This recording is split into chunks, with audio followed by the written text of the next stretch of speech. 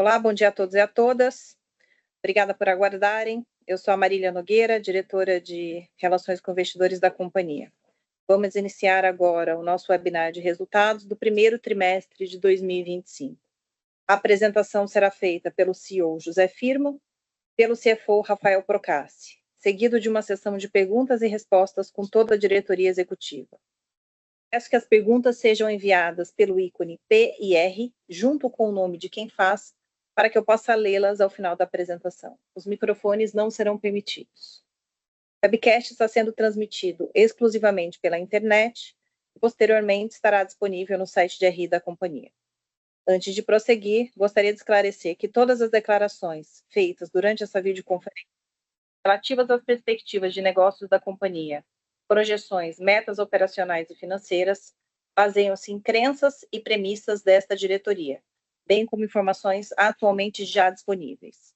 Considerações futuras não são garantia de desempenho e envolvem riscos. Dessa forma, passo a palavra ao Firmo. Obrigado, Marília.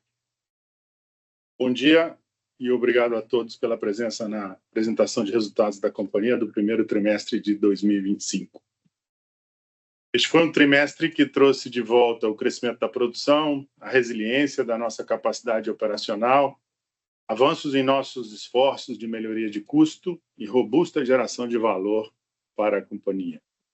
Em termos financeiros, tivemos mais um recorde de receita líquida no valor de R$ 861 milhões, um aumento de 16% em relação ao mesmo período do ano passado e 2% em relação ao último trimestre. Com o incremento da receita líquida e redução do lifting cost, registramos um EBITDA de R$ 424 milhões, que significa um aumento de 5% comparado ao trimestre passado e 20% na comparação do primeiro trimestre de 2024. Além disso, a geração de caixa livre do trimestre foi de R$ 207 milhões, 45% maior do que o trimestre anterior. Como resultado dessa forte geração de caixa e alinhado com o nosso programa de alocação de anunciamos mais uma distribuição de proventos aos nossos acionistas no valor de R$ 263 milhões, o equivalente a 90 centavos por ação, iniciando o ano com um dividend yield de cerca de 7%. Por último, realizamos os pagamentos referentes aos earn-outs das aquisições de Miranga e Tieta, no valor de $34 milhões, que deverão ser as últimas parcelas de aquisição de ativos a serem pagas. Atingir esse marco coloca a companhia em uma posição ímpar de geração de caixa futuro. Operacionalmente, a produção média do trimestre foi de 27.300 barris de óleo equivalente por dia, um aumento de 4% na comparação trimestre a trimestre, e além disso encerramos o mês de abril com uma produtividade média de 27,8 mil barris de óleo equivalente por dia, representando o nosso quarto mês consecutivo de crescimento de produção. Como resultado do nosso programa de perfuração, no primeiro trimestre colocamos 8 novos poços em operação, incluindo 2 poços injetores. Por último, em março apresentamos nossa certificação de reserva de 2024, com um total de 183 milhões de barris de óleo equivalente em reservas 2P, representando um índice de reposição de reservas de 1,7 vezes, com um custo de desenvolvimento de $7,60 por barril de óleo equivalente e a melhor relação PDP sobre 2P do onshore brasileiro em 34%. Conforme já mencionado, abril foi o quarto mês consecutivo de crescimento de produção, elevando a média de 2025 para 27,4 mil barris de óleo equivalente por dia. Esse crescimento é resultado da estabilização da execução dos workovers em conjunto com o programa de perfurações da companhia anunciado em outubro do ano passado. Desde então, já perfuramos 18 poços, dos quais 12 se encontram em operação e outros 6 aguardavam a completação final no final do trimestre passado. Além disso, concluímos a terceira perfuração profunda da PetroRecôncavo e avançamos e alcançamos um novo recorde de profundidade em Biriba, com o poço Biriba 19, que chegou a 3.630 metros de profundidade. Todos esses poços profundos entraram agora em fase de teste de produção em cada uma das várias zonas identificadas durante a perfuração, Essa avaliação é importante para entender o potencial econômico e para que o time de reservatórios defina o melhor Field Development Plan desses novos horizontes. Aproveito e passo aqui a palavra para o Rafael para detalhar o restante da apresentação. Obrigado, Firmo, e bom dia a todos. No primeiro trimestre de 2025, tivemos uma receita líquida de 861 milhões de reais, um aumento de 2% em relação ao quarto trimestre de 2024, impulsionado principalmente pelo aumento na receita de gás natural e pelo fim dos contratos de hedge tipo NDF.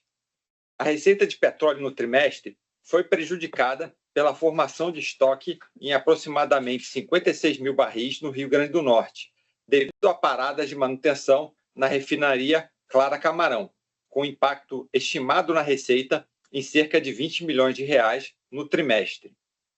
Em relação ao gás, tivemos um aumento no preço médio de realização e no volume de venda, suportado ainda pela compra de gás de terceiros por estratégia comercial no trimestre. Gostaria de ressaltar que nossos contratos de venda de gás seco e de GLP, que correspondem a 88% da receita de gás natural da companhia, possuem cláusulas de preços fixos de venda ou preços mínimos e máximos que funcionam como hedges naturais, garantindo previsibilidade e proteção das receitas de gás contra oscilações no preço do Brent. Outro ponto importante é que em janeiro contratamos novos hedges de petróleo com volumes de aproximadamente 4 mil barris por dia para o segundo TRI e o terceiro TRI de 2025, o que corresponde a aproximadamente 25% da produção de petróleo. Assim, se combinarmos os contratos de venda de gás e os hedges de petróleo, chegamos a um volume de aproximadamente 50% da produção da companhia, protegido das variações futuras do Brent nos próximos trimestres. Passando para os custos, neste trimestre tivemos uma redução do lifting cost de 4%, voltando para patamar inferior a $14 por barril, devido, principalmente, ao incremento da produção e à redução dos custos após um reforço de despesas para integridade de ativos e resiliência operacional realizado no segundo semestre de 2024. Em relação aos royalties, tivemos um aumento de 11% em relação ao trimestre passado, devido ao aumento significativo da produção no campo de Thier, que possui uma alíquota mais alta em relação aos demais campos, bem como aumento nos preços de referência do gás natural no período. Os custos com midstream, expurgados os custos com a compra de gás de terceiros, mencionados anteriormente, seguiram numa tendência de redução consistente ao longo do último ano, devido principalmente aos ganhos de eficiência com a UTG São Roque e à otimização dos contratos de transporte de gás, gerando uma redução de 5% em relação ao quarto trimestre de 2024. Nas despesas gerais e administrativas, obtivemos uma redução de 8% versus o quarto trimestre, devido principalmente à redução nos gastos com consultorias externas. Tivemos um EBITDA de 424 milhões de reais, 5% maior do que o quarto TRI de 24, com aumento da margem EBITDA de 1,4 pontos percentuais para 49,2%, como reflexo das melhorias na receita e nos custos, conforme explicado anteriormente. Baseado nos resultados do primeiro TRI e diante da mudança recente no cenário de preço de petróleo, montamos aqui à direita uma visão aproximada do break-even cash costs por barril da companhia e da margem realizada. A receita média de $61,1 por barril de óleo equivalente considera o mix dos produtos da companhia, que neste trimestre foi de aproximadamente 60% de petróleo e 40% de gás natural. A diferença entre essa receita realizada por barril e o preço médio do Brent embute as diferenças de valor entre o gás e o petróleo, bem como os descontos comerciais dos contratos de comercialização de petróleo. Na parcela de custos, calculado sobre o volume total produzido no trimestre, estão o lifting cost de $13,9 por barril um G&A de 3,9 dólares, os custos de midstream do gás de 5,2 dólares e royalties de 4,9 dólares por barril, que somados geram um break-even cash cost de aproximadamente 28 dólares por barril e proporcionaram uma margem de cerca de 33 dólares por barril para a companhia no primeiro tri. O CAPEX total do trimestre foi de 249 milhões de reais, uma redução de 19% em relação ao trimestre anterior. Do CAPEX total, 222 milhões foram investidos no desenvolvimento de reservas, representando 89% do CAPEX total do período. Seguimos no período em ritmo acelerado com o nosso programa de perfurações, com 3 sondas em operação e, com isso, investimos 93 milhões de reais em perfurações, com 10 poços perfurados no trimestre, sendo que alguns deles ainda estão aguardando completação, conforme mencionado pelo firma. Em relação aos workovers, investimos 82 milhões de reais no primeiro tri, com 51 projetos executados, uma redução de 20% em relação ao trimestre anterior, por conta de um maior foco em intervenções para reparos de poços, visando redução de backlog de produção, bem como a completação inicial e testes dos poços recém-perfurados. O investimento em facilidades totalizou 47 milhões e teve uma redução de 31% versus o trimestre anterior, devido principalmente à menor demanda de recursos no plano de resiliência operacional, que concentrou a maior parte dos investimentos no trimestre anterior. Esse foi mais um trimestre com consistente geração de caixa pela companhia. Conseguimos custear todo o nosso CAPEX do trimestre, que se manteve acelerado, e realizamos o pagamento dos earnouts referentes às aquisições dos campos de Miranga e Tieta, mantendo a nossa posição de caixa praticamente estável. A geração de caixa livre da companhia, que corresponde ao fluxo de caixa das operações deduzido das adições ao imobilizado intangível, foi de 207 milhões de reais, um aumento de 45% em relação ao trimestre passado. Com isso, anunciamos mais um pagamento de proventos aos nossos acionistas. Conforme sempre falamos, o management da companhia tem o compromisso de avaliar trimestralmente a geração de caixa, as oportunidades de investimento e o cenário futuro, e, com isso, levar ao Conselho as opções de destinação do caixa gerado. Optamos por realizar o pagamento de 263 milhões de reais em juros sobre capital próprio, representando 90 centavos por ação e um dividend yield dessa distribuição de aproximadamente 7%. A estrutura de capital da companhia está ainda mais sólida, com uma redução observada na dívida líquida e na alavancagem, tendo a dívida líquida baixado para 1,1 bilhão de reais e a alavancagem para conservadores 0,62 vezes dívida líquida sobre EBITDA dos últimos 12 meses. Essa evolução positiva deveu-se a uma combinação de crescimento no EBITDA dos últimos 12 meses e uma redução na dívida bruta, com a queda do dólar no trimestre e, conforme mencionei anteriormente, o pagamento das últimas parcelas referentes às aquisições de ativos de IP, pois nesse momento, e de acordo com a curva futura de preço do Brent, não deve haver gatilho do último potencial earnout referente à aquisição da Marra Energy Brasil. Além da baixa alavancagem, temos um perfil de dívida com baixo custo médio de 6,7% ao ano, em dólares, e duration de 4 anos, sendo a primeira amortização a ser realizada somente em 2028. Passo agora a palavra de volta para o firma. Obrigado, Rafael. Bem, como pudemos todos ver nas últimas 5 semanas, o setor de petróleo é cíclico e sujeito a efeitos geopolíticos globais que causam variações inesperadas de preços. Por isso, ao se pensar em uma operação resiliente e duradoura, é preciso estar sempre pronto para operar em condições de cenário de preço adverso de petróleo. Com os resultados desse trimestre, a PetroRecôncavo reafirma que, com seus 25 anos de track record, seu balanço saudável, excelência operacional e break-even cost de referência de mercado, tem todas as armas para permanecer como benchmark do onshore brasileiro e seguirá capturando valor para os nossos acionistas, mesmo em cenários menos favoráveis como os que estamos encontrando nesses dias. Passo agora a palavra para a Marília para iniciarmos o Q&A.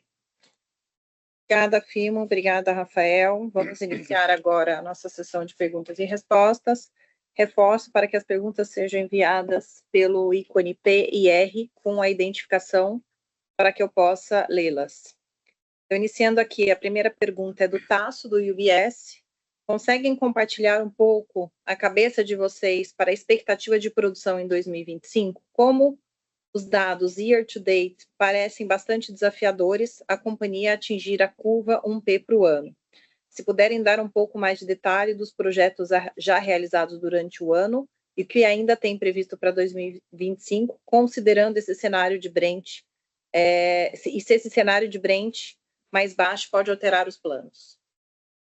Obrigado, Tássio, pela pergunta. Vamos por partes. Produção. Nossa expectativa de crescimento de produção esse ano, a gente traçou com o mercado no início do ano, no nosso evento lá em São Paulo, que seria atingir um crescimento na ordem de double-digit Brent, double-digit growth aí, né, médio em 2025. Esse continua sendo o nosso objetivo. Obviamente que esse objetivo ele demanda um crescimento de produção parecido a esse que nós estamos tendo, mas continuado até o fim do ano, e esse continua sendo o nosso objetivo desse ano. Nossos planos de desenvolvimento foram, obviamente, reavaliados em discussões com o Conselho, agora, à luz de tudo que aconteceu nas últimas 5 semanas, e mantidos. Nossa capacidade de operar, conforme nós apresentamos aqui na nossa apresentação, em condições adversas, com o que se conhece hoje, com o patamar de preço de petróleo esperado hoje, é de manutenção dos nossos planos. Obviamente que todo e qualquer custo nice to have, ou todo e qualquer gasto que nós possamos manter abaixo do esperado, ou de uma forma controlada nos próximos meses, principalmente nos próximos 2 meses, para entender bem o mercado desse ano, será, e já começamos a fazê-lo. Então, tem aí um mix de manutenção do plano, do ponto de vista de investimento, junto com uma observação muito mais criteriosa, principalmente nos próximos 2 meses, de investimentos ou gastos que, porventura, possam ser suspendidos no curtíssimo prazo para melhor entendimento de onde vai essa curva de Brent para 2025. Os planos continuam os mesmos, terminar o desenvolvimento de Thié, que é o que nós iniciamos no ano passado e vemos bastante sucesso, continuar e entregar esse ano 100% dos workovers. Esse é um desafio bastante grande de balancear todas as atividades para entregar o nosso plano de workover desse ano e plantar as sementes do futuro, conforme nós chamamos lá no evento, a respeito dos poços profundos e dos poços horizontais, que são os nossos planos desse ano. Então, o plano continua o mesmo, bem em linha com aquilo que nós esperávamos, e o resultado desses planos, obviamente que eles não são absolutamente previsíveis enquanto eles não estiverem 100% implementados, é que vai nos levar para uma curva de produção crescente.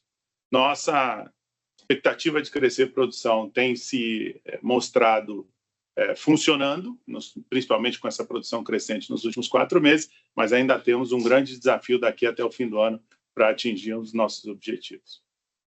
Perfeito. A segunda pergunta é do Vicente, do Bradesco. A campanha de Thié tem sido super bem sucedida.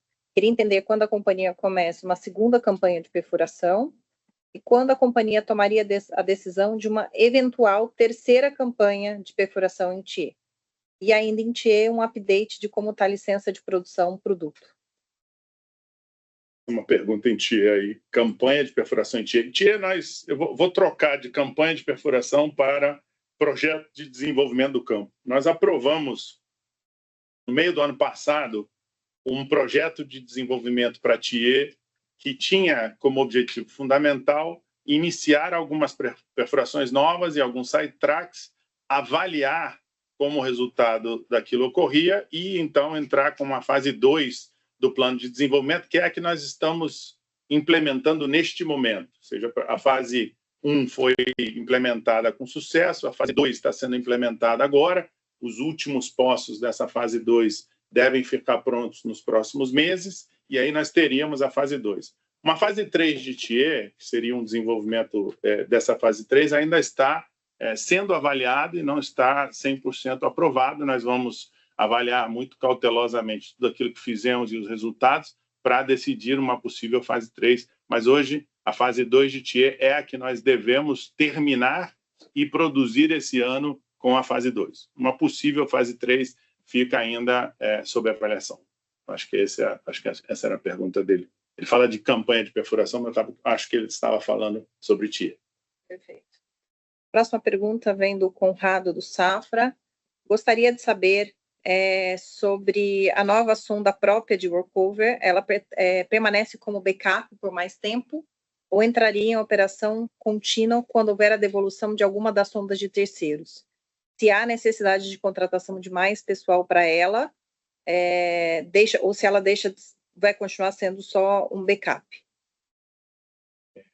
Nós temos uma sonda que não é uma sonda completa, nós temos um carro-sonda, que foi uma estratégia desenvolvida no ano passado, cujo objetivo era, como nós agora temos uma frota de sonda bastante grande, essa frota de sonda ela tem momentos de inspeção onde ela precisa passar por um tempo de inspeção cada uma dessas sondas. E a melhor forma de fazer isso era ter um carro-sonda de tal forma que a sonda, como um set, como um kit, não fique parada e você possa substituir o carro-sonda enquanto a inspeção é feita e reduzindo, assim, o tempo de manutenção. Essa foi uma estratégia, acho que é isso que ele está se referindo, uma estratégia que foi desenvolvida e está implementada esse ano, ou seja, esse ano nós já reduzimos bastante o tempo de manutenção geral das sondas de workover com essa estratégia.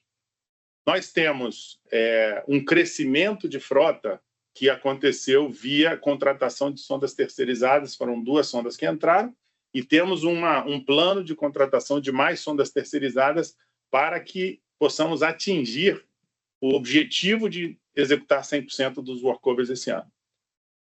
Além disso, nós estamos avaliando e vendo a possibilidade de aumentar a nossa sonda própria, a nossa frota de sondas própria. E uma das estratégias seria comprar uma outra sonda de backup e pegar esse carro-sonda e transformar num kit de sonda. Eu acho que eu fui tentando explicar o detalhe, mas é mais ou menos isso que nós estamos planejando. Contratação de pessoal, quando nós criamos um novo kit de sonda de workover capaz de operar, sim, precisamos contratar a equipe 100%. O carro de backup hoje não tem uma equipe, porque ele simplesmente substitui o carro sonda de backup das outras equipes. Entrei demais no detalhe, mas eu acho que eu respondi a pergunta. Perfeito. Ainda do Vicente, do Bradesco, saiu que a Brava decidiu tirar da mesa os ativos da Bahia. Queria entender como isso afeta a estratégia da Recôncavo de ter mais acesso logístico direto ali na região e se precisa de algum investimento adicional para que a companhia possa fazer. Não, se eu entendi, foi a necessidade que essa aquisição traria do ponto de vista de solução logística. Vamos dividir isso em 2 partes. Nós, o ano passado, identificamos a necessidade e colocamos de pé uma iniciativa de mudar materialmente a nossa flexibilidade e a nossa capacidade de escoamento, tanto na Bahia quanto em Potiguar, para petróleo. Essa foi um aprendizado muito grande com a dificuldade de escoamento que nós tivemos em dezembro de 2023. Então, a companhia decidiu que iria buscar alternativas de escoamento no Rio Grande do Norte e na Bahia. No Rio Grande do Norte, nós anunciamos o nosso projeto e nosso MOU com o PCEM, e na Bahia nós anunciamos um dos projetos que nós estávamos avaliando, que era uma possível rota de escoamento através do porto aqui na Baía de Todos os Santos, com a Ultra. Existem outras alternativas que nós olhamos na Bahia e nós continuamos desenvolvendo isso. Essas alternativas, não existe uma solução de curto prazo, se houvesse, ela já teria sido implementada. Então, existe aí um plano, um projeto de desafio logístico, de inovação logística, para que tenhamos o objetivo final atingido, que é ser capaz de escoar o nosso óleo, pelo menos em 2 alternativas em cada um dos polos, em cada um dos clusters. Esse continua sendo nosso objetivo. A possível aquisição dos ativos na Bahia tinha um viés logístico, mas ele era muito maior do que só um viés logístico. Era uma integração de produção dos ativos, que era o que nós estávamos buscando ali. Realmente, a logística fazia parte disso, mas não era, eu diria que não era o principal objetivo ali. Ele não altera muito o que nós já estávamos fazendo. Estamos e continuamos fazendo de forma absolutamente independente a busca e a implementação de pilotos e projetos que possam se transformar em soluções longevas de escoamento, tanto na Bahia quanto no Rio Grande do Norte. João, quer fazer algum comentário?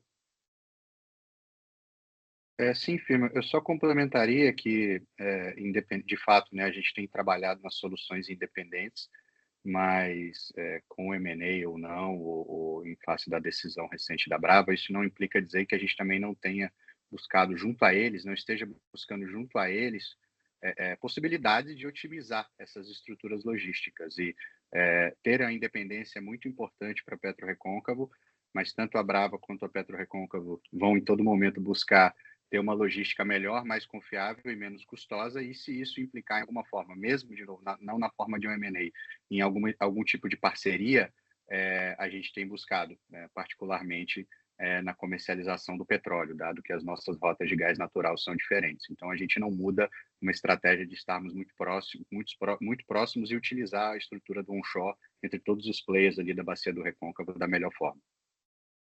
Muito bom ponto, João. Acho que isso você me lembra até que é bom reforçar de que na discussão com a Brava no Rio Grande do Norte, nós já conseguimos um aumento de melhoria logística através de upgrade do sistema de entrega logístico por carreta e aumento da capacidade de estocagem, que já fez efeito esse ano.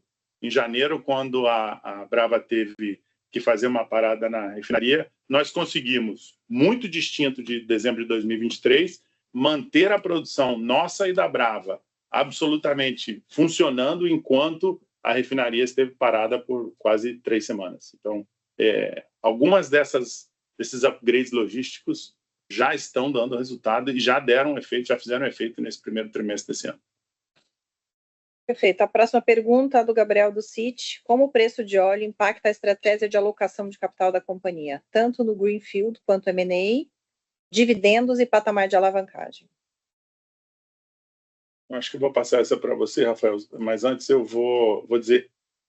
O ano passado nós concordamos com o Conselho numa estrutura de avaliação bem transparente, muito, muito clara e com um objetivo claro de observar e manter a flexibilidade da companhia o tempo inteiro, uma vez de que a gente acredita que as oportunidades no onshore ainda são muito júniores, para usar uma palavra que todo mundo conhece, e que muito difícil de prever, tanto no tempo quanto na amplitude. Então, a nossa decisão junto com o Conselho foi: vamos manter a flexibilidade de alocação de capital, e essa é a melhor estratégia. Aqui a estratégia é manter a companhia flexível, e a gente faz esses exercícios, então, periodicamente com o Conselho, e voltamos a fazer dessa vez, e a decisão foi de pagamento de proventos, como retorno ao acionista. Então, acho que, de uma forma geral,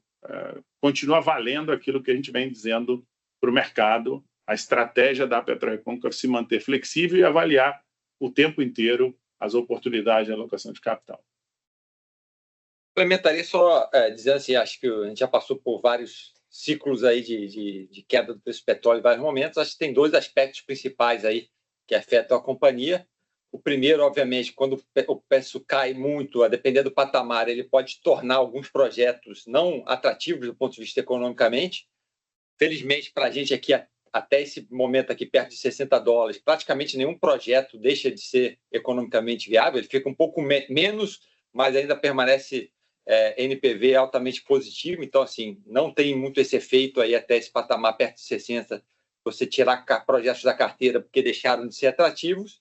Mas, obviamente, que ele acaba afetando um pouco a geração de caixa da companhia, né? E aí, como a gente mostrou aqui na apresentação, tem uma série de proteções aqui, que esse impacto é menor do que talvez outras empresas, mas aí entra num processo de discussão aí com o conselho da melhor forma, se a gente ajusta um pouco o CAPEX ou não para permitir uma melhor distribuição de dividendos, etc. Mas aí isso faz parte da discussão trimestral aqui nesse framework que o Firmo mencionou, e a gente enxerga que, obviamente, a gente mostrou os números aí dos econômicos por barril, mesmo no patamar de $60, até bem abaixo disso, a empresa ainda continua no patamar, na nossa visão, de ser uma geradora de caixa livre, né? Free cash flow positivo aí, no período, o que abre essas possibilidades todas que você mencionou, de distribuição de proventos, de manter o programa de investimento, uma série de escolhas que a gente vai fazer a cada trimestre. Perfeito. A próxima pergunta do Leonardo, do Bank of America. Poderiam dar um update em relação às negociações com a Brava para a infraestrutura de gás de Guamaré? Eu acho que esse é um caminho que vem sendo perseguido desde a assinatura do MOU. Nós temos alguns desafios técnicos bastante grandes ali, porque é um sistema integrado, né? Foi criado de forma integrada, então tem aqui um desafio de assegurar que a transação protege todas as partes e seja muito bem construída para que tenha êxito, mas a nossa expectativa é de que a gente tenha uma solução final o mais rápido possível dentro dessa capacidade de gerar uma JV que funcione a longo prazo e traga o benefício de longo prazo, que é melhoria de eficiência sistêmica para Brava, PetroRecôncavo e outros possíveis players que venham usar essa infraestrutura. Quer complementar, João? Não, Firmo, acho que você colocou todos os pontos aqui. Obrigado. Perfeito. Mais uma pergunta do Gabriel do Citi. Vocês têm mudado a forma de pensar sobre política de hedge? Vocês têm mudado a forma de pensar sobre política de hedge? Nesse cenário mais baixista e mais volátil, a empresa poderia aumentar o nível de hedge da operação? Eu acho que agora a estratégia de hedge da companhia está se provando, mais uma vez, muito correta. A gente tomou decisões de hedging no passado que eram mais por uma questão de necessidade da dívida, e agora a estratégia de hedge é por aquilo que protege melhor a companhia. Não vejo nenhuma mudança em curso. Rafael? Acho que não tem mudança na estratégia, de modo geral, né, como foi mencionado. De novo, a gente passou de uma fase pós-aquisição de uma série de ativos da Petrobras, que a empresa tinha uma alavancagem maior e, portanto, tinha um programa de hedge também bem mais forte, mas ao longo do tempo o negócio de gás foi crescendo na companhia, que já traz um hedge natural bastante relevante, de modo que a gente hoje tem uma política de, basicamente, fazer teste de cenário de estresse aí de preço de petróleo baixo por um certo período e avaliar necessidades ou não, né? E aí, felizmente, com a nossa reestruturação da dívida também no ano passado, com as debêntures, com alongamento de prazo, etc., a gente está numa posição financeira bastante confortável de não ser obrigado a fazer hedge. A gente fez alguns movimentos, às vezes, um pouco oportunistas, aí, como no começo do ano, só para complementar aí do lado do petróleo também com o volume de hedge, mas não enxergo também uma mudança de estratégia. Perfeito. A próxima pergunta é sobre o lifting cost. Eu vou juntar aqui as perguntas do Leonardo, do Bank of America, com o Henrique, do BTG. Então, a gente viu uma redução relevante do lifting cost TRI contra TRI. Você poderia dar um pouco mais de cor sobre o que foi feito? E, adicionalmente, considerando que a companhia consiga implementar os aumentos de produção esperados para o ano, onde acreditam que o lifting cost, para que patamar o lifting cost pode chegar ao final do ano? O lifting cost da PetroRecôncavo, ele passou por uma avaliação no segundo semestre do ano passado, onde a gente, conscientemente aqui, como gestores, decidiu investir um pouco mais no que eu chamei de resiliência operacional. Para sermos capazes de entregar consistentemente os nossos objetivos de produção, nós decidimos e avaliamos que havia a necessidade, então, de um investimento mais forte nessa parte de resiliência. Ele, obviamente, que é um esforço que tem um efeito temporal, mas ele não é um esforço que a gente aceita como permanente. Então, os nossos objetivos agora são, à medida que vamos entendendo os efeitos reais desse gasto, desse investimento, irmos ajustando isso no dia a dia. É um trabalho cauteloso de risco e reward, né, que a gente faz no lifting cost. Então, eu acho que nossa perspectiva de um lifting cost sempre desafiado para ser reduzido, mas com muita transparência na nossa visão, principalmente visão mensal aqui, de como isso está assegurando que nós entregamos o máximo uptime de produção na condição atual. Acho que esse é nossa filosofia. A redução esse trimestre indica de que boa parte daquilo que a gente fez já está começando a dar resultado, mas que a gente tem trabalho para fazer. Mas eu não quero dar uma expectativa de redução muito grande de lifting cost nesse período de curto prazo, porque tem muita coisa em avaliação. O ano passado nós fizemos bastante investimentos de resiliência elétrica que serão testados esse ano durante o período de muita chuva que começou agora, que vai continuar ocorrendo. Já vimos alguma melhora material de resiliência elétrica nesses meses de chuva, mas ainda temos que testar isso um pouco mais. Tem as resiliências a respeito do escoamento que nós estamos fazendo e tem aquilo que é um dos grandes fatores de lifting cost, que é o custo de reparo de poço, que a gente, no final de outubro do ano passado, sentamos aqui, Troy, eu, Denis e toda a companhia, para poder avaliar a possibilidade de uma nova metodologia de endereçamento de reparo de poço, que nós chamamos, né, de High Efficiency Group, onde a gente cria um business unit de reparo de poço que tem como objetivo longevo, aí, de longo prazo, olhar tudo de uma forma holística, como aumentar o tempo de vida dos poços, como usar a tecnologia, baixar custo, para que tenhamos um efeito melhor. Esse a gente já começa a ver algum resultado nesse primeiro trimestre, mas os objetivos são bem de longo prazo. Quer fazer algum comentário, Denis, sobre o grupo? Confirmo que sim, acho que você cobriu bem. A gente está criando essa nova gerência, né? Na verdade, é uma parceria aí entre o RSO e operação, produção, junto com o Troy. Como você falou, uma forma holística, né? A gente tem pessoal de reservatório, de engenharia, de produção, pessoal de execução do RSO e até pessoal de materiais, né? De suprimentos, formando, como você disse, um centro de excelência. E a gente, como a gente explicou, né, no evento com os investidores aí em março, a gente quer transformar a gestão dessas quebras de poços, né, que quer também eliminar as falhas prematuras que a gente via ocorrendo, e a gente já viu uma melhora significativa nisso, que tem um impacto, né, na redução do nosso backlog de produção, aumentando a vida útil desses poços e, por sinal, aí, respondendo a pergunta, também tem um impacto aí na redução do lifting cost. Então, eu acho que isso começou no final do ano passado, está ganhando maturidade agora no primeiro quarto, que a gente já vê melhorias e eu acho que tem tudo aí para ser uma outra gerência de sucesso. Quer fazer alguma promessa de lifting cost for this year, or you want to stay with my perspective of going down as we can? As we can. Eu acho que, firmou, você caracterizar isso muito bem. Vamos em linha. Sempre é um desafio nesses campos. que são maduros para manter esse em controle, mas estamos em uma via certa com esse grupo de High Efficiency Group para atacar o parte do custo mais disponível para ser reduzido. Obrigado, Troy.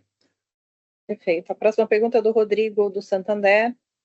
Notamos uma queda expressiva no CAPEX de desenvolvimento, que caiu de 280 milhões para 222, mesmo com uma atividade de perfuração bastante intensa no trimestre. Queria entender melhor o descasamento de CAPEX e como devemos pensar nisso olhando para frente, principalmente quando comparado com a certificação de reserva.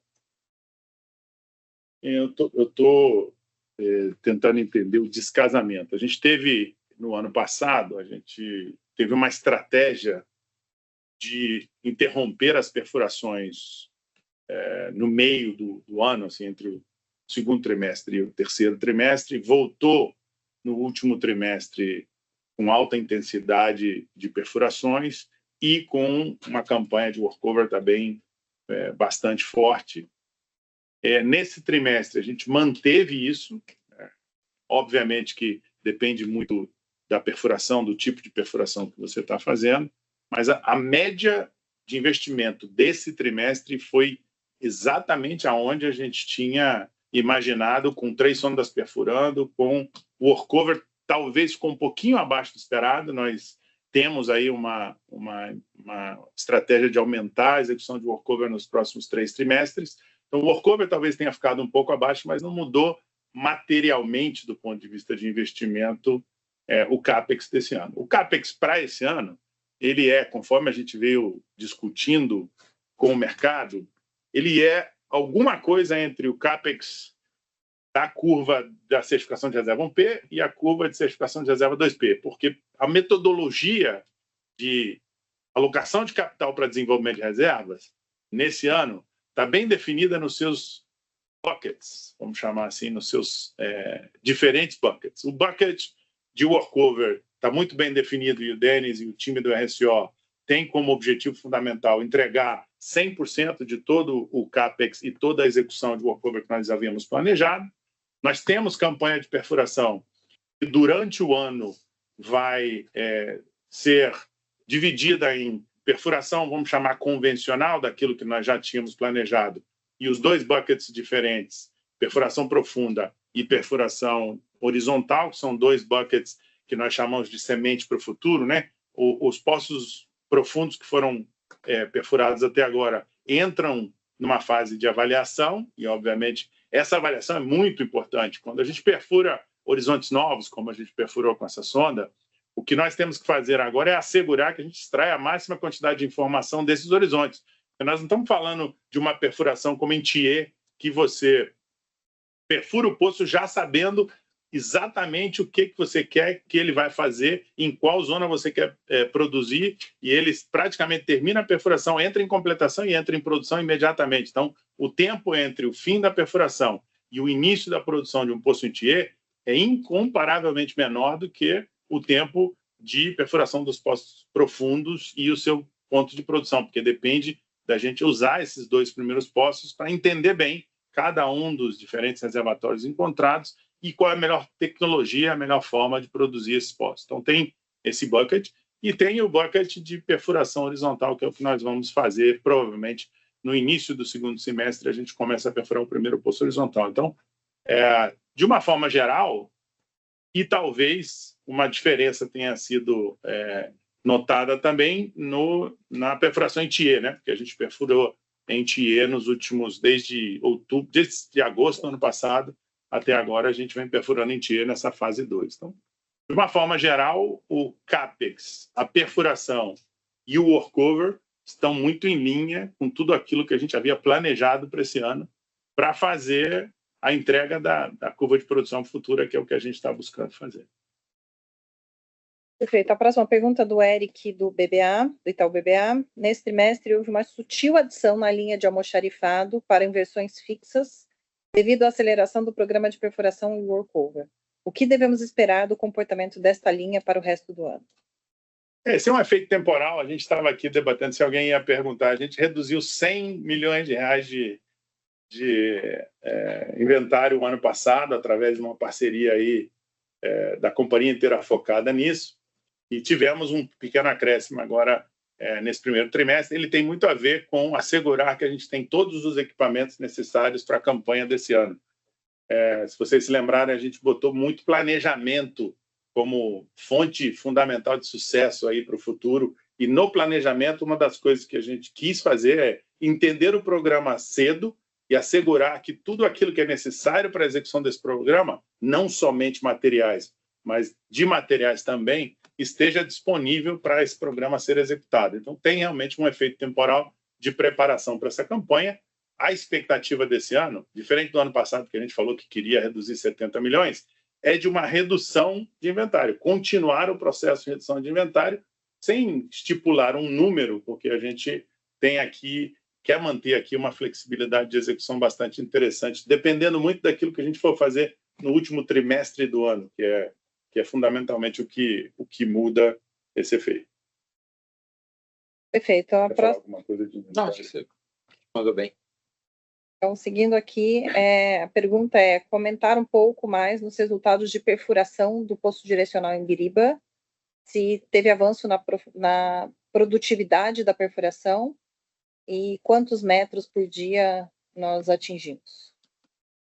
Nós perfuramos 2 poços em Biriba e um poço em Jacuípe, e cada um desses poços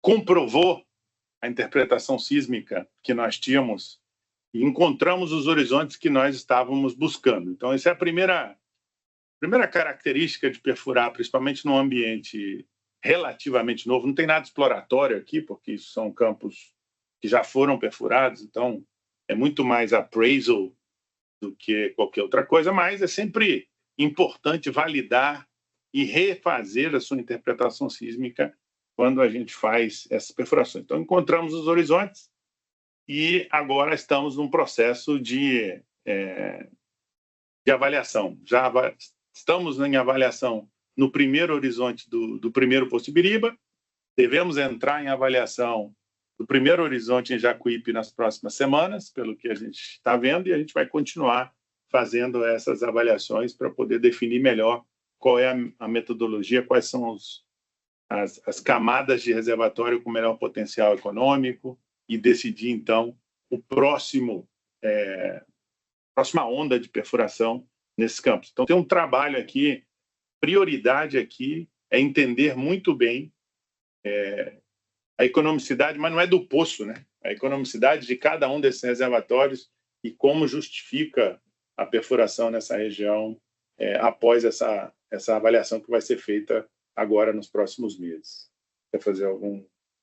Joana? Não, eu acho que você fazer cobertura bem, mas parte da pergunta foi sobre as taxas de penetração da sonda, e Dennis talvez pode comentar nisso, mas de minha perspectiva, era avanços bem em nossa eficiência, especificamente no último pouso profundo, onde nós optimizamos vários aspectos técnicos na perfuração desse pouso. Eu acho que estamos indo para uma eficiência bom. Não sei se você quer fazer algum comentário, Denis. O meu comentário seria: esses primeiros poços, eles têm como objetivo fundamental poços competentes dentro da expectativa de custos que nós tínhamos.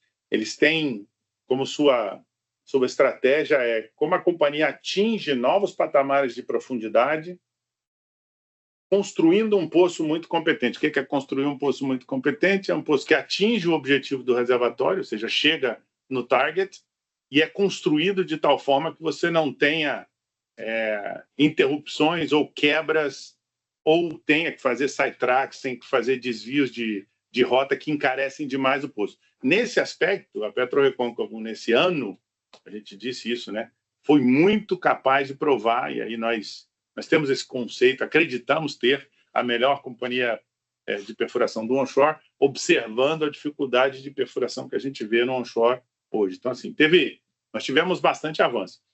Acho que, do ponto de vista de eficiência, a gente viu uma eficiência melhor muito importante em TIE, que aí você entra na parte de desenvolvimento e aí vai perfurando um poço após do outro, bem comparável um com o outro. Então, a gente viu o TIE, do ponto de vista de custo, avançando bastante bem. Os poços profundos ainda é cedo para falar, porque a gente praticamente construiu 3 poços diferentes um do outro. O poço primeiro de Biriba era diferente do segundo de Biriba, e Jacuípe também bem diferente. Então, um pouco cedo para falar em eficiência, mas acho que o Troy, quando a gente trouxe essa sonda para o Brasil, a gente viu esses horizontes foram perfurados em meses pela Petrobras. A gente quer perfurá-los em semanas. Os primeiros 3 poços a gente conseguiu fazer isso, mas longe do que eu gostaria que o Denis fosse capaz de fazer do ponto de vista de eficiência de perfuração. Exatamente. Ainda no futuro. Exatamente. Agora sim você pode falar, Denis. Não, só 100% alinhado. Eu acho que a gente está ainda na fase da eficácia, principalmente por esses novos horizontes de poços profundos. Mas, assim, só para dar um pouquinho de informação, que a gente sim vem melhorando na eficiência. Se a gente comparar o Beriba 20, a gente foi... Na verdade, esse poço começou de um sidetrack a 2.000 metros de profundidade, né? A gente chegou a 3.560. E com o Beriba 19, a gente começou do zero e perfurou o poço mais ou menos no mesmo tempo que a gente perfurou o Beriba 20. Então, sim, a gente teve um aumento de eficiência. Inclusive, na etapa de 12 1/4, a gente bateu o recorde da PR-14, aí respondendo um pouco aí da taxa de penetração, e um dia a gente perfurou quase 500 metros. Então, a gente está longe do objetivo que a gente quer chegar, mas sim, já estamos mostrando um ganho de eficiência e uma curva inicial de aprendizado aí nos poços de Beriba. Obrigado, Denis.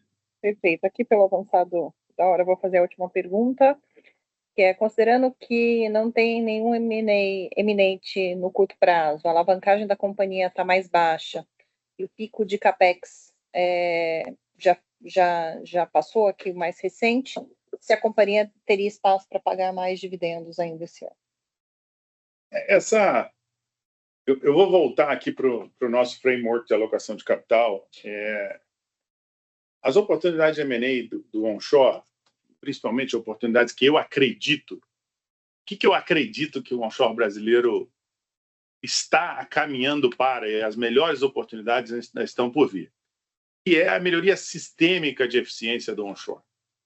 Seja via uma compra direta de uma companhia ou de um ativo, ou via parcerias, JVs, farm-ins e farm-outs, que eu acho que são as discussões que continuam andando o tempo inteiro com todos os players aqui do onshore. Então, essas oportunidades, elas continuarão existindo, só que são muito difíceis de dizer se elas acontecerão esse ano ou se acontecerão no início do ano que vem. Então, essas oportunidades continuam existindo. Então, o que a PetroRecôncavo fez e continuará fazendo pelo momento é manter a sua flexibilidade. Nós vamos gerar caixa no próximo trimestre ou nos próximos trimestres, vamos avaliar essas oportunidades, seja em M&A, seja em acelerar algum desenvolvimento de nossa reserva, ou até mesmo entrar de uma forma mais com maiores investimentos no midstream de gás, e aí sim decidir a janela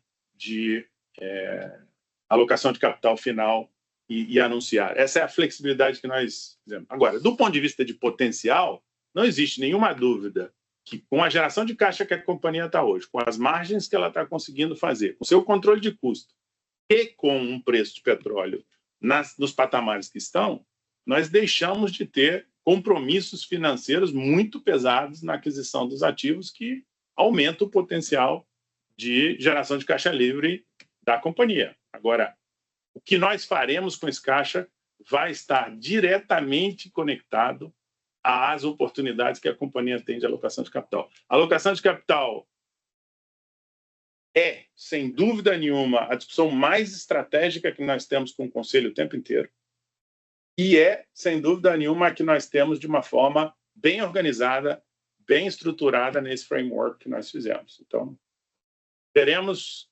as nossas performances daqui para frente e avaliaremos as oportunidades, mas que o potencial de geração de caixa, o Rafael usa bastante essa expressão, a companhia mudou de patamar na sua capacidade de geração de caixa no final do ano passado e vem demonstrando isso através da sua performance, uma vez mais, nesse primeiro trimestre desse ano. Perfeito, acho que a gente encerra aqui as perguntas. Muito obrigado. E agradeço a todos. A gente encerra o call do primeiro trimestre aqui e o time de RI permanece à disposição para as próximas perguntas. Até a próxima. Obrigado. Obrigado. Obrigado.